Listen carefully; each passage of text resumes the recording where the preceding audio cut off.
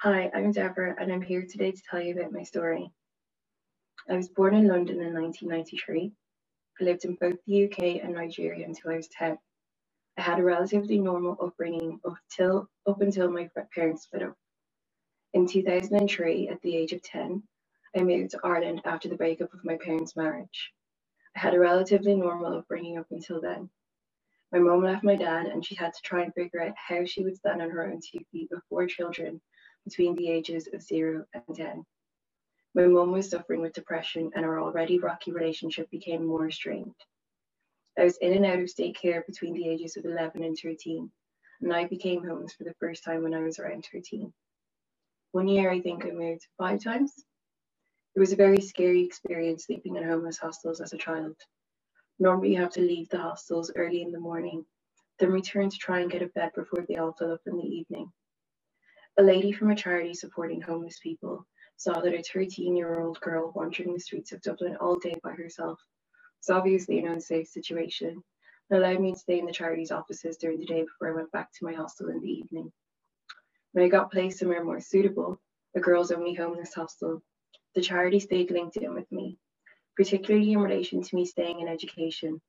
I was embarrassed to be going to school knowing while everyone was going to their homes, I was going to a homeless accommodation for young girls. So this charity stayed linked in with me and found different incentives to keep me going to school. It was very hard to find makeup. It still is for my skin tone in Ireland. And the only places that you could get makeup for my skin tone was in the high-end shops, specifically a shop called Brown Thomas in Dublin. And they stocked products like MAC and Bobbi Brown, which did include foundations for my skin tone. So this charity, knowing that I was really obsessed with makeup as any teenage girl is, and knowing how I couldn't afford to ever buy myself any makeup, put 2 and 2 together and said, okay, if you keep going to school every single day for 3 months, you'll get a piece of your makeup at the end. They set up a star chart system for me. And it was something so small, but it was probably one of the best things anyone did for me, because I likely would have dropped out of school at the time, as many kids in care do. I would have gone on to do a different type of course that might not have helped me get my degree in the end. I left that homeless hostel sometime after my 14th birthday and moved into Dúnanog, a private residential care home run by 2 incredible people called Ciara and Paddy. The manager of the care home was a man called Alan, and these people went above and beyond for me. Me and the other girls in the house were extremely close. We were like sisters.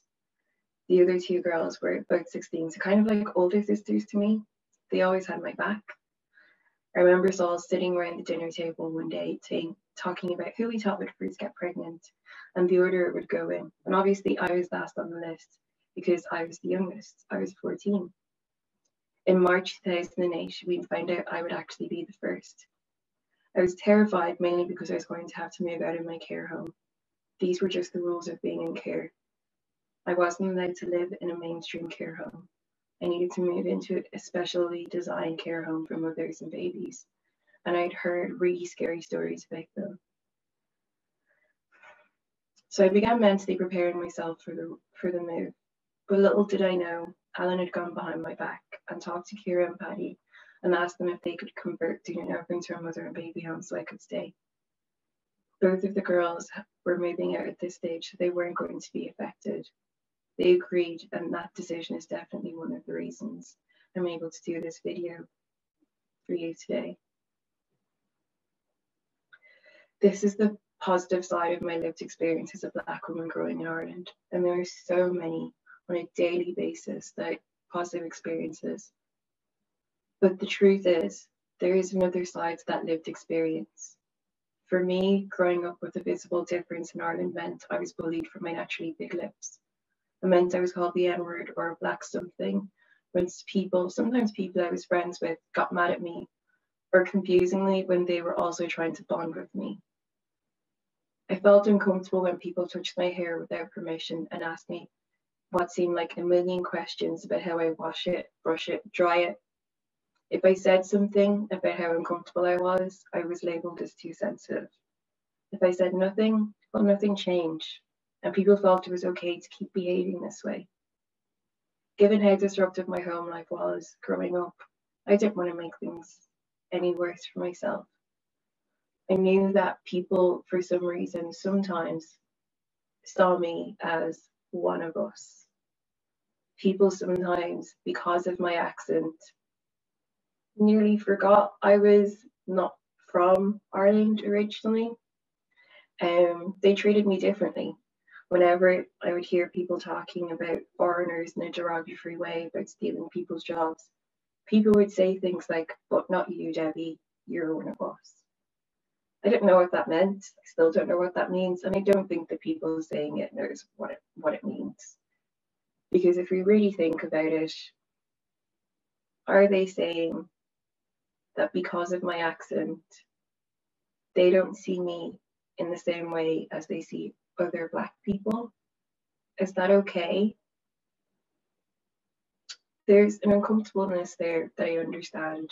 People are scared about saying the wrong thing, about offending, about doing the wrong thing. But if we don't have these uncomfortable conversations and educate each other, how will things ever change? If we label people as being too sensitive or too PC when they try to talk to us about how things are inappropriate or how things make them feel uncomfortable, how can things change?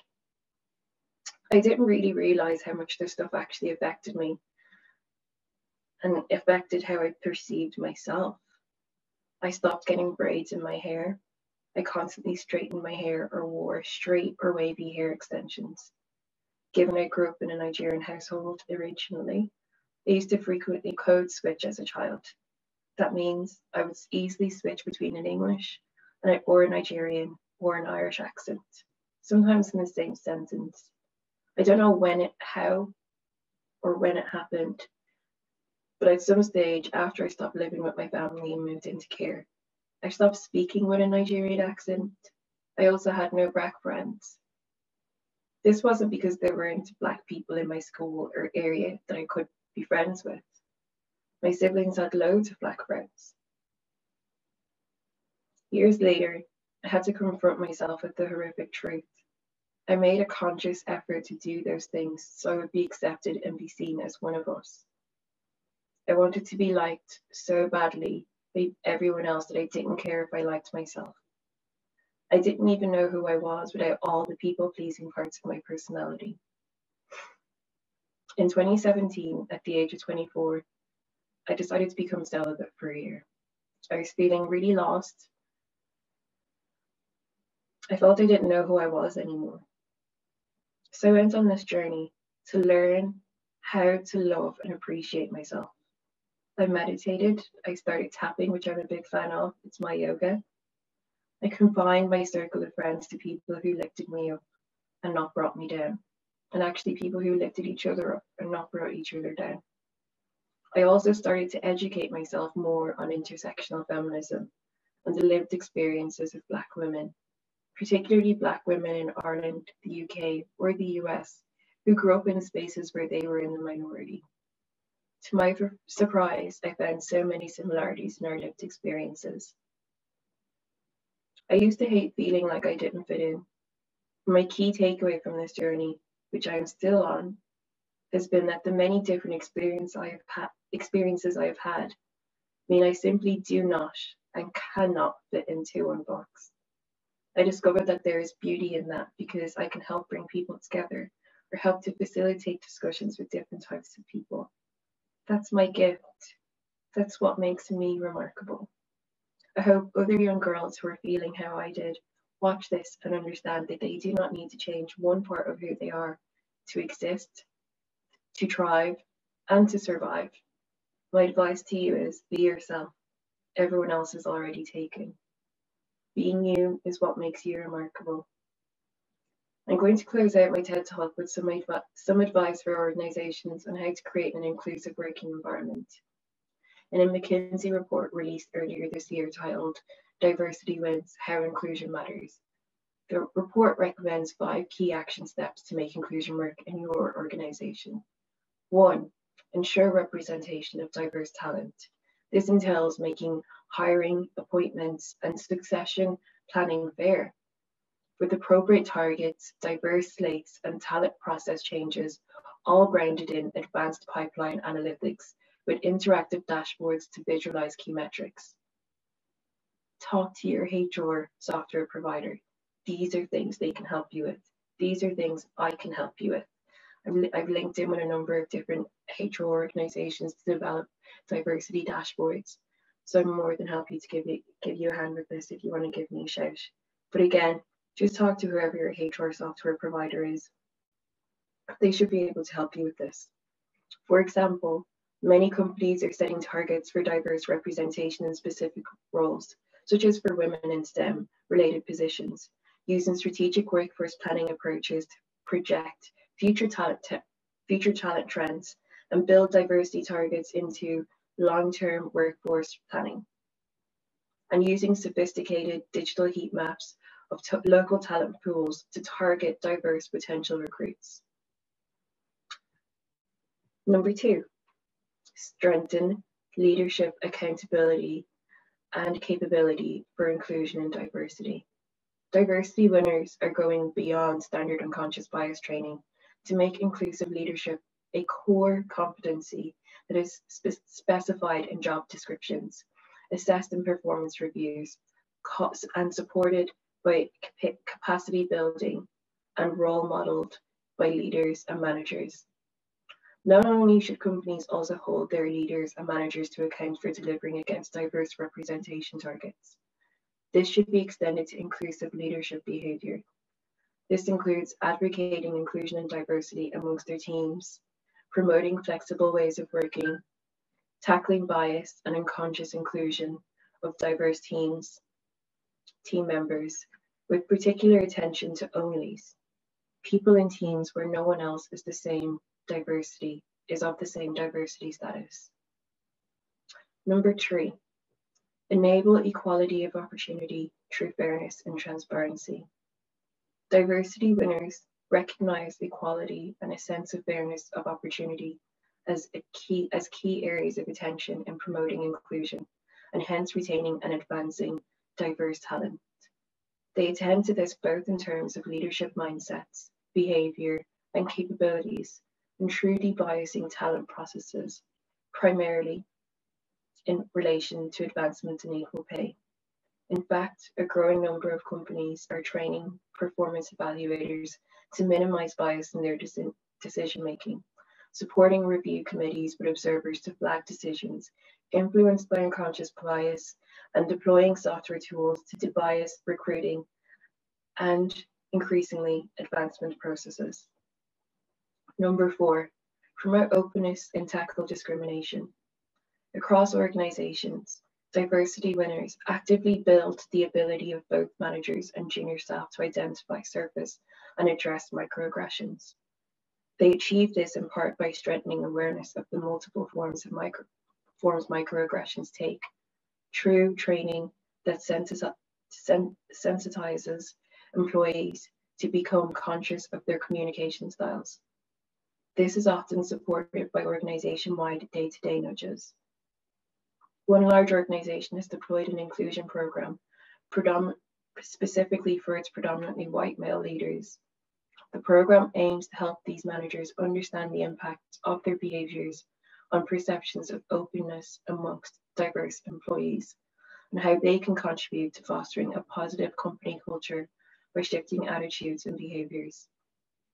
Citigroup, for example, a global investment banking company, has invested heavily in implicit association test training and affinity groups to enable people to talk openly about barriers and the need to hold themselves and others to account.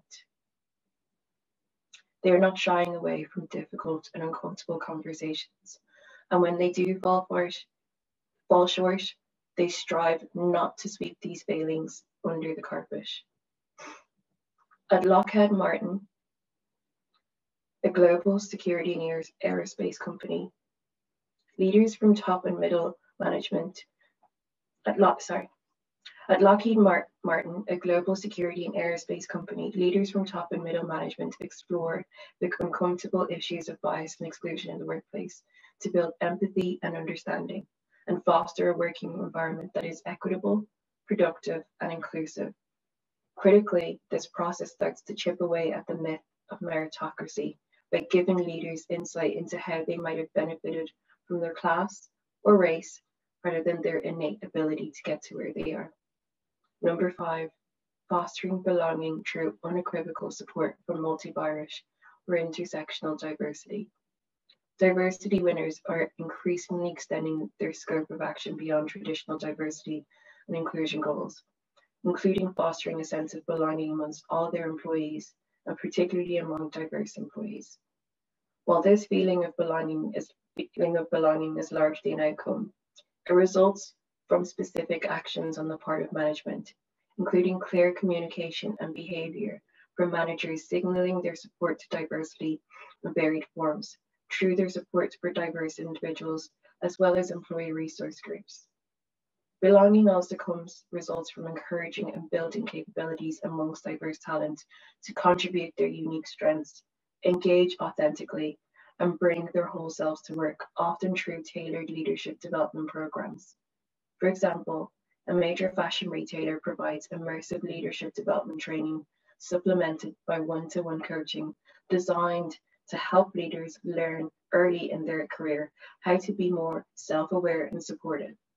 Another company has built a software tool that identifies onlys at risk of feeling isolated and connects them with other onlys to help create a sense of belonging. I'm Deborah Somorin. Thank you for coming to my TED Talk.